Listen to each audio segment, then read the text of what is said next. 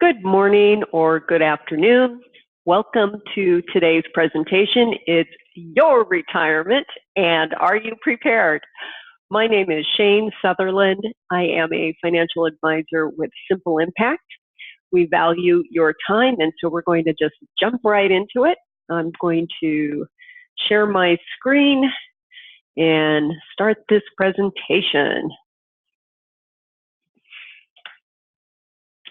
So I also can help you with other services, and feel free to ask me about them at the end of this. We're going to deep dive like a screenwriter or an author might when writing a story. They're going to focus on the basics, usually on the who, what, when, and where. But because we're talking about money, we're going to add how much. And stop video. These are some illustrations or pictures on what people might think retirement should be about. They're all great. But the first question we want to answer, and I will admit is the most simple, is the who. And the answer, of course, is you. We're not talking about your neighbors or your brother-in-law's retirement. Each one of us probably has a different picture in mind during our retirement years. And the important thing is to have that unique picture in your retirement mind, because that's what you're going to try to reach.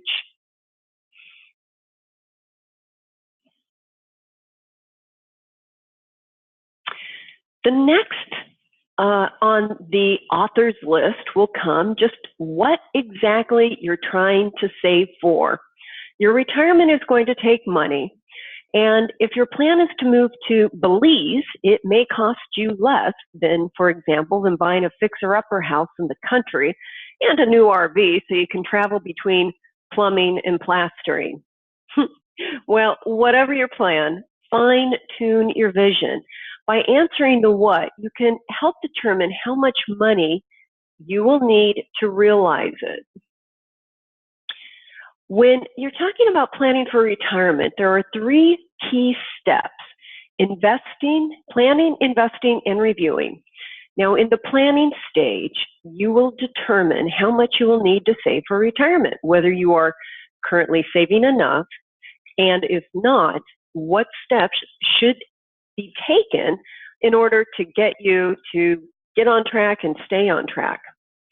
The invest stage, you are analyzing your current investments to determine whether the asset allocation mix is the right one for your situation. And the most likely asset allocation to help you reach your goals. A part of this step is figuring out if there are other investments that might be more effective for you. In the final reviewing stage, you actively manage the plan that you've put in place. You should review your account on a regular basis and make sure that your savings are keeping pace with your needs. Review your investments and make sure they are still in line with your strategy. And of course, if your situation has changed, you want to make sure that you update your plan so it does indeed reflect those changes. A lot of my clients have questions on, will I have enough? Should we pay off the mortgage? We want to give money to the kids or to the grandkids. Can I afford to buy a new car? Can I take this travel? And hopefully, as we go through today's presentation, I will help you figure out the process of determining what steps will help answer those questions that might be coming up.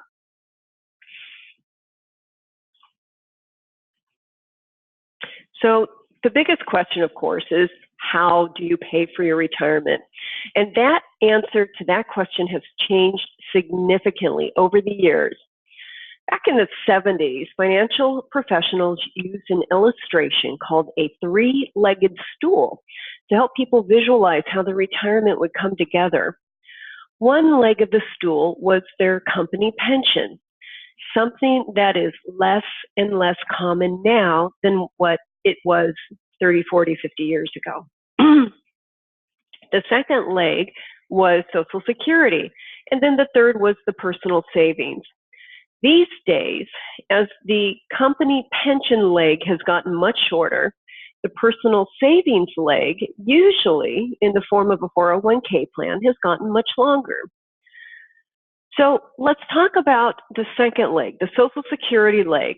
According to the Social Security Administration, you can expect to receive about 37% of your retirement income from that source.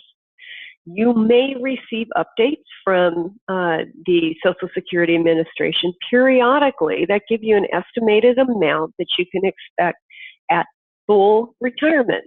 Now remember, the full retirement age is changing.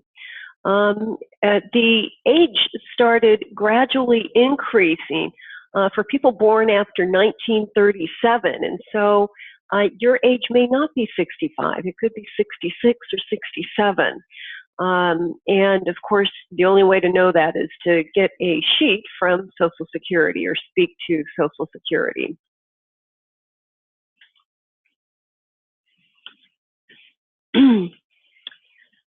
So Social Security is only going to get you part of the way of where you need to be. Where will the rest of the money come from? It could be savings, whether it's inside or outside of retirement plan, assets that you may have, such as rental properties, or some people even choose to continue working part-time. Now, let's think about that for a moment. Do you want to work in retirement? Some people do. And some people might actually have another career in mind that they've always wanted to try, but had a family and couldn't afford a cut in pay. Now, retirement may provide the opportunity to make that move. But for many people, many people, working is not part of a dream retirement. The point is this: if you don't want to work in retirement, you're going to want to save more today. A little sacrifice today is going to save you a lot of pain and angst and anxiety down the road by making some small adjustments today. Next. Okay, while all those pictures are great that we talked about, when we think of retirement, now keep this in mind, you will need to live off of your savings for 2 or even 3 decades. That's why taking action now is so very important. In 1990, the number of Americans over the age of 65 was 1 out of 25, right? Oh my God, 1 out of 25. Today, the number is 1 in 8. And by the year 2040, 1 out of 4 Americans will be over the age of 65. Now, obviously, our longevity is increasing. Longevity is great. It gives you a lot of time to check off the things on your bucket list. But it's also something you need to think about when talking about retirement savings, because the longer you live, the more money you will need.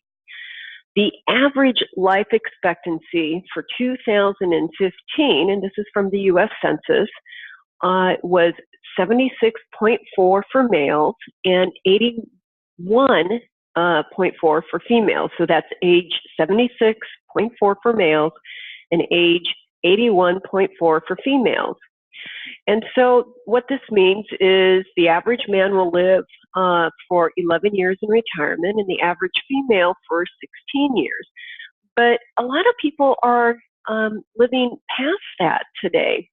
And they're living into their late 90s, even into their hundreds. And so, you know, you might be one of those people, and you might want to plan for that. I always like to ask my clients is look at your biological mother, your biological father, and that can give you an indication of what your personal longevity could be. Keep in mind, we do have better medical and better health practices today than maybe what many people did early on. So we kind of take that into consideration. But in general, I found that that's really the best indicator on trying to judge our personal longevity. Now, I don't want to scare you with these statistics, but it is kind of a wake-up call. All right, so of course you can start your Social Security benefits as early as age 62. If you do, though, your benefit will be lower than if you were to wait. That raises a very interesting point. Delaying the start of your Social Security benefits can make a big difference in your later income. And remember that people are living longer these days and often remain healthy well into their retirement years. That is one of the factors to consider when thinking about when to start your Social Security benefits, if you have a choice. The difference can be pretty startling. For someone born in 1961, earning $75,000 a year, who's age 55 in, say, 2016, if they begin to draw down their Social Security benefit at age 62, they will get $17,304 per year. If they draw it down at 66, well, you can read the slide. And if they wait until age 70, their Social Security benefit would be a difference of $15,276 a year more, or $1,273 a month, $1,273 a month. So, you know, this is big. These are big numbers, right? So how much? All right, so let's figure out how much you might need to save to fund your retirement. Let's talk about that for a moment. Financial experts usually recommend on planning of retirement income that is somewhere between 75 and 100% of your pre-retirement pay. That's a pretty broad range. So in this illustration, we're going to shoot for 85%. This is known as the replacement ratio. Now, take the salary you figure that you'll have at the time you retire and multiply it by 85%. For someone who will be earning $50,000 a year, that figure would be $42,500. Now, let's assume we all enjoy healthy, productive lives for 20 years after retire. Without considering inflation or investment earnings, our $50,000 per year would need to have been saved up to $850,000 to cover 20 years of retirement. Now, let's say, for example, this person, if it's you, or a hypothetical person, if there were health issues, the out-of-pocket healthcare cost would increase this amount. And the longer he or she lives, or you live, your cost will go up. Now, we can all agree that that's a lot of money, and of course, some of it will come from Social Security. Other retirement income sources may be a company pension, a 401k, or other workplace retirement plan. A lot of my clients have stock options with their publicly traded companies, investments, rental income, and maybe even an inheritance. At this point, I'd like to point out two important things. One, I will repeat myself, if you aren't enrolled in your company's 401k plan, you want to take that step today, okay? Enrolling in your 401k plan is one of the most important things that you can do, one of the most important steps that you can take towards making a successful retirement. If you need help with enrolling, your HR person can help, or give me a call and I can kind of point you in the right direction. The second point is that when you work with a financial planner, that can also be a great tool for helping you work through the retirement process.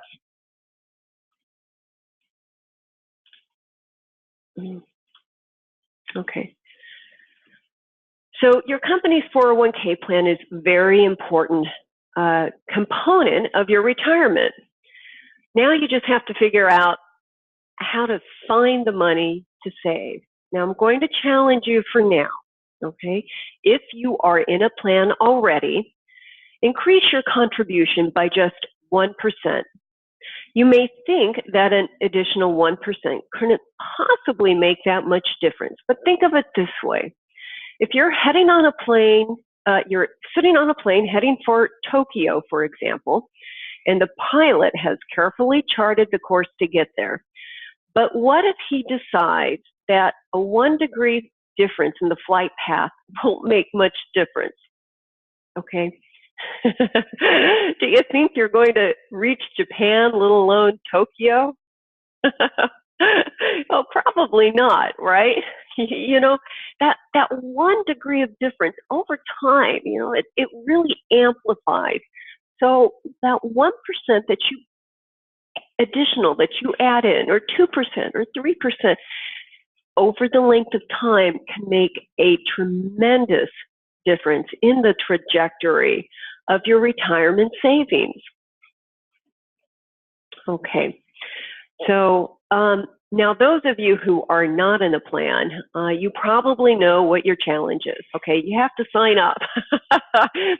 As long as we're all thinking about challenges too, let's think about, how about making it a goal to set aside a little time to think about how you actually spend your money and how you might be able to better use your resources so you can put a little more into your 401k plan.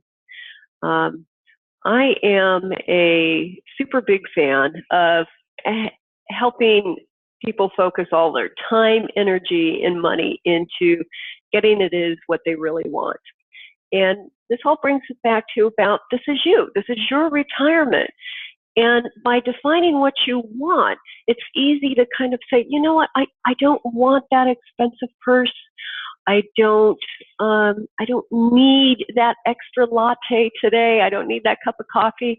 That $3 or $4, I'm going to save and put it into my retirement. And these small changes today will make a huge difference over time. So, you know, 1% correction, 2% correction, you can do it. It is very possible. You can absolutely do this. We want to keep you on the right path, in the right flight path, on your way to Tokyo or wherever it is that you'd like to be. So yes, that small amount does matter. Okay, retirement savings are subject to certain risks. Now, you need to consider the risks when planning. You know, we've already talked about increasing our longevity. And the risk here is outliving your retirement. No one wants to do that. That's why it's so important to save as much as you can, as soon as you can. And the way that you allocate your assets or divide them among different types of assets is another risk that can make a very big difference in the amount you ultimately have available to you. There are many risks with asset allocation, such as keeping all of your money in one type of investment. Another example is investing too conservatively to keep up with inflation. So consider this example. Sam has scrimped and saved to reach $50,000 in his 401k plan. He has it in short-term money market investments. Now, true, the investment income and the risk are relatively low, but is that the best option? The risk for Sam is inflation. No one, excuse me, none of us really knows how much one of today's dollars will be worth next year, let alone in 20 or 30 years. but we know that it will be likely worth less than it is today. Now, think of it this way, okay? If Sam's cash account is earning 0.5% interest, but inflation is 1.5% a year, he's losing 1% a year.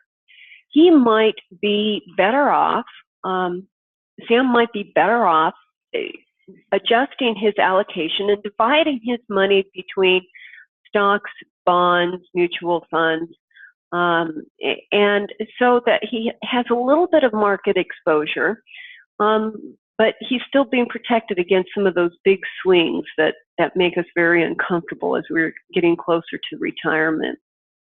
Now, this strategy may not be appropriate for everyone, but you have to consider your own risk tolerance and your time horizon and what your objectives are when investing.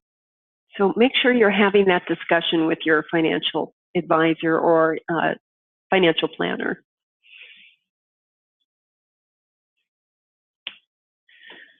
Okay, so here's why. Although investing in the stock market causes some people a lot of concern, especially in light of the recent recession, top of mind for a lot of people still. If you look at the history of investments in the U.S., it can give you a bit of perspective. It shows you that over time, stocks have historically outperformed both bonds and cash. Now, this represents a 35-year period, which is a good indication of your working years. Now, true, stocks are not guaranteed, and they are more likely to experience ups and downs. But historically, they have performed much, much better than either cash or fixed income investments. That doesn't mean you should put all of your money into stocks, especially if you're a short-term investor, as stocks carry more investment risk. But a good investment strategy means using a sensible mix of the different asset classes available to you. And then also keep in mind to take into account inflation. You want to make sure that at the minimum, your investments are outpacing inflation. Otherwise, inflation will erode the value of the dollar and your returns. Another challenge people face with their retirement money is their savings withdrawal rate.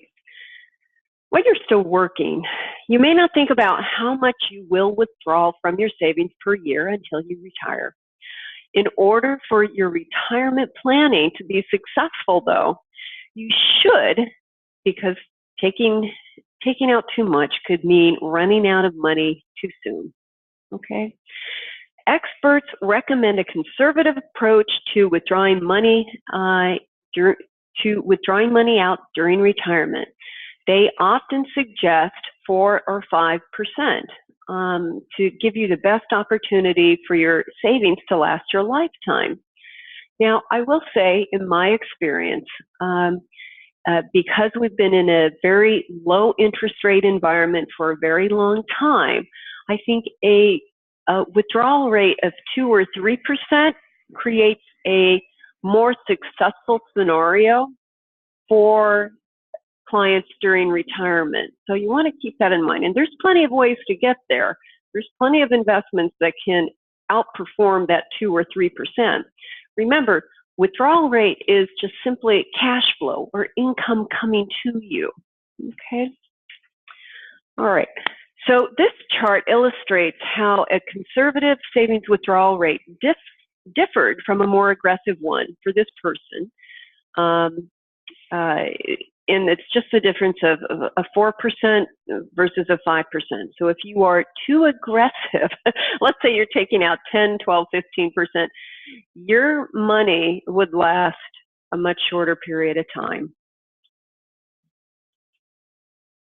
Okay, another factor to consider is the increasing cost of medical care. So the Social Security Administration today expects an average retired couple to need $220,000 or more to cover their out-of-pocket medical expenses in retirement. That is in addition to their other living expenses. The longer you live, or the more health issues you have, the more health care will eat up your retirement savings. Now, lots of people are worried about the cost of health care. I'm worried about it. It's going up. Working in retirement, I won't kid you, nobody knows what's going to happen in the future. So it's important to keep in mind that a substantial amount of your savings is probably going to go towards medical costs. So that's another important point. So once you hit Social Security, you want to make sure that you sign up for your Medicare benefits when you reach age 65 and get that ball rolling right away. If you delay Medicare, it may end up costing you more too. Okay. Off.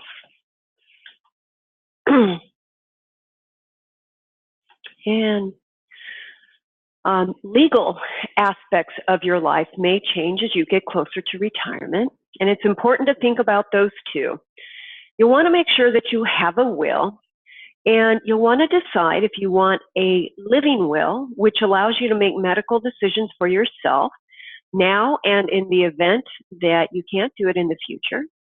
You may want to designate a healthcare proxy, naming somebody to make those decisions for you if you can't do it yourself, and giving somebody power of attorney, which allows them the right to make financial decisions for you. A living trust is a different document, and a living trust holds your assets in a trust, allowing you the ability to retain your right to them, but also allowing your surviving family members to manage your estate quickly and easily without going through probate upon your death. Now, I see this all the time. You want to make sure that your beneficiary designations are up to date. Having it inside of a trust, that's great. Then you only have to update one place in the trust. But your retirement accounts and your trust accounts, those get handled a little bit differently. The most important part here is review your beneficiaries. And if you're not sure of how those beneficiaries should be listed they be listed as a trust? Should they be listed as an individual on your account? Make sure that you talk to your financial planner or talk to your financial advisor and tell them what type of an account that you are updating and how the beneficiary designation should be listed for that account. Okay. Why wait? Now's a great time to get all your papers organized, right? So you have an interest and you want to file everything and tell your executor or attorney where things are being stored and how to access them. You may also want to include a trusted family member in that conversation. If you keep important papers in a safe deposit box at the bank, remember to let people know where it is. It's so very important to let everybody know where those documents are. Or maybe it's with your attorney. All right, so here's your action steps so far. All right, you want to join your 401k plan, increase your contributions, review your asset allocation, and then, of course, spend some time thinking about your choices. Spend some time about what it is that you really want, because these are really going to affect your decision. And you're going to be really glad that you did once you get all of these items together. And these are the first steps you need to be taking towards making sure that you are prepared for the retirement that you want. Thank you again for joining this presentation today. I know it's a lot to cover, but if you jump right in, you're going to be very glad that you did. And now you get some disclosures. What is a financial presentation without disclosures, right? Okay, and of course, join us here at Simple Impact for more presentations on helping you improve your financial acumen. Okay, thanks so much.